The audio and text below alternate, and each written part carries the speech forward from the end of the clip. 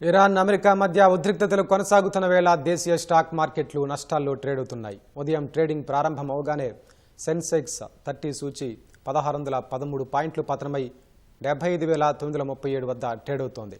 Nifty 50 సూచి 495 పాయింట్లు పతనమై 23555 వద్ద కదలాడుతోంది. సెన్సెక్స్ 30 సూచీల్లో టైటాన్, సన్ ఫార్మా, ఎన్టీపీసీ, భారత్ ఎలక్ట్రానిక్స్, భారతీ ఎయిర్టెల్, పవర్ గ్రిడ్ షేర్లు నష్టాల్లో కొనసాగుతున్నాయి. అటు జపాన్, దక్షిణ కొరియా దేశాల స్టాక్ మార్కెట్లు కూడా నష్టాల్లో ట్రేడ్ అవుతున్నాయి.